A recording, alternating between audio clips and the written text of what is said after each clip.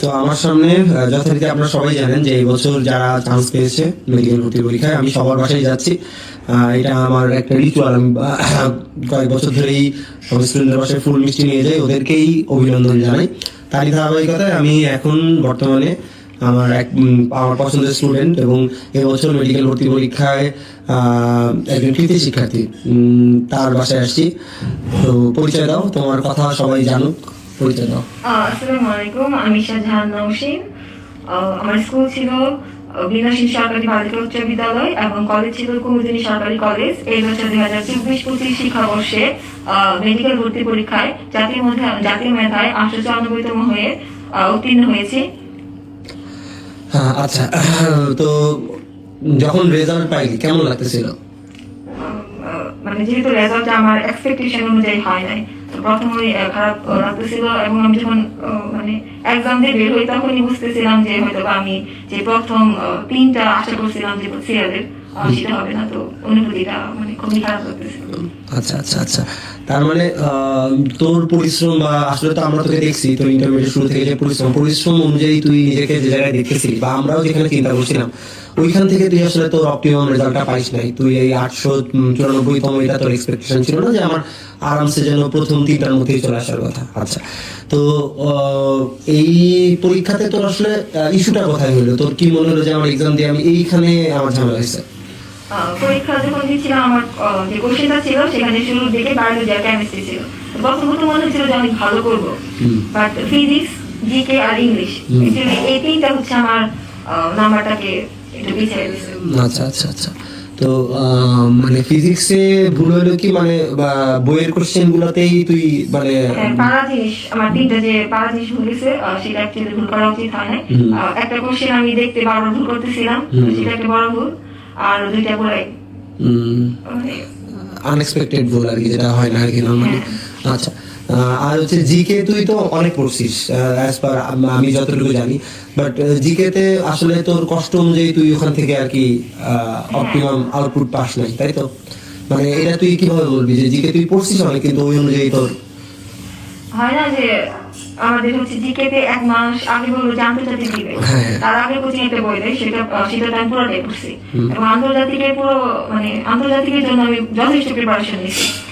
But পরীক্ষা হলে যে কোশ্চেন গুলো আসছিল মানে হয় না লাকের কারণে হয়তো আমি পিছিয়ে গেছি, বাট আমি যেগুলো নিয়েছিলাম সেখান থেকে যদি আসতো হয়তো জিকে তে আমার অনেক বেশি নাম্বার আসতো। আচ্ছা আচ্ছা আচ্ছা, তো মেডিকেলে যাই হোক আলহামদুলিল্লাহ, আল্লাহ যেটাই দিচ্ছেন 894তম, এটাই হয়তো বা অনেকের কাছে অনেক বড় স্বপ্ন। তো আলহামদুলিল্লাহ তুই আসছিস এই লেভেলে। তো এই মেডিকেলে আসার পিছনে বা মেডিকেলে তোর জার্নিটা, পুরো ইন্টারের শুরু থেকে জার্নিটা আসলে কেমন ছিল মেডিকেলের পরীক্ষা পর্যন্ত? সবসময় তো স্বপ্ন ছিল যে ডাক্তার হবো, বাট ইন্টারে যখন মানে উঠি তো তখন আমি বিভিন্ন টিচারের কাছে গেছি। তো মানে ওনাদের কাছে তো আমি পড়তাম, বাট আমি বুঝতেছিলাম না যে কিভাবে হচ্ছে মেডিকেলের জন্য প্রিপারেশনটা অ্যাকচুয়ালি আমি গোছাবো শুরু থেকে। তো তারপরে হচ্ছে আমি মানে আমার একটা ফ্রেন্ডের মাধ্যমে জানতে পারি যে সাত ভাই হচ্ছে পড়ায়, তো পরে হচ্ছে ওনার কাছে যাই। তো ওনার কাছে যাওয়ার পরে আমার ওনার ফার্স্ট ক্লাসে একদম আমি আমার অনেক ভালো লাগে। তো আমি ডিসিশন নিয়ে যে এখানেই পড়বো, কারণ ভাই আমাকে ধরে ধরে শিখিয়েছে যে কিভাবে পড়তে হবে, কোথা থেকে পড়তে হবে, এবং একাধিক রাইটারের বই পড়া, যেটা আমার কনফিডেন্স লেভেলটা হাই করছে যে অবশ্যই আমি যেখান থেকে কোশ্চেন আসুক না কেন অ্যাটলিস্ট আমার মেডিকেল ছুটবে না বা মিস যাবে না। আচ্ছা, তো যারা 25 ব্যাচ বা যারা 26 ব্যাচ ইন্টার, হ্যাঁ, বা যে কোনো একজন মেডিকেল অ্যাসপিরেন্ট, ফার্স্ট ইয়ারের একটা বাচ্চা বা সেকেন্ড ইয়ারের একটা বাচ্চা, তাদের প্রতি তোর দিক থেকে কোনো সাজেশন যে এইভাবে তুমি করতে পারো তোর পুরো লার্নিং প্রসেসে, যে এইভাবে পড়লে বা কোন দিক থেকে শুরু করলে, কিভাবে করলে, মানে তোর জায়গা থেকে সামারাইজ সাজেশন যে এইভাবে করতে পারো তোমরা? আমি বলবো যে প্রথমত আমি তো সবসময় শুরু থেকে একাধিক রাইটারের বই পড়তাম, বাট আমার কাছে মনে হয় যে যারা আমার ছোট রয়েছে তাদেরকে আমি এটা বলবো যে মেইন যে বইটা সচরাচর সবাই পড়ে ওইটা একদম তুমি একাডেমিক লেভেলে ওইটাকে একদম ফুলি একদম মানে গুছায় ফেলবা। এখান থেকে তুমি যখন তখন কোশ্চেন ধরে তুমি পারো, ওই বই থেকে যেন মিস না যায়। আর যদি তুমি একাধিক রাইটার দেখতে চাও তো সেটা তুমি শুরুতে চাইলে দেখতে পারো তোমার স্টুডেন্ট লেভেল অনুযায়ী সেটা।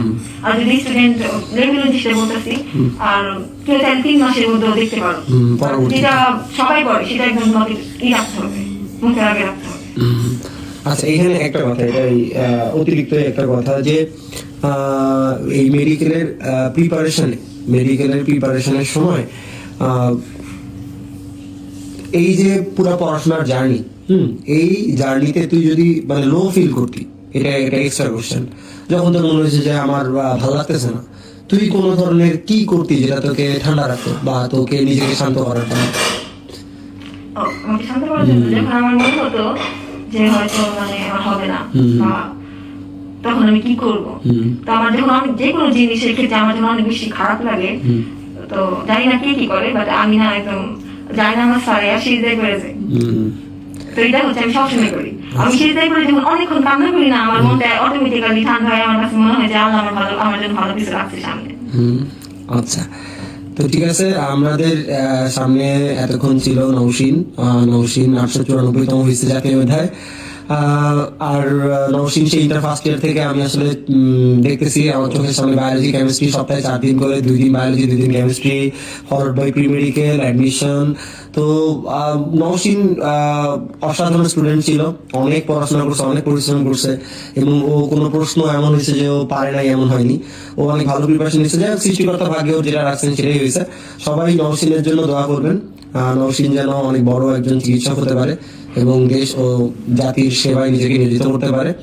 আমরা নৌসিন সম্পর্কে জানলাম, আপনাদেরকে সামনে আরো কিছু ভিডিও নিয়ে আরো কিছু আমাদের কৃতি শিক্ষার্থীর সাক্ষাৎকার আপনাদের সাথে শেয়ার করব। সবাই আমাদের জন্য দোয়া করবেন। আসসালামু আলাইকুম।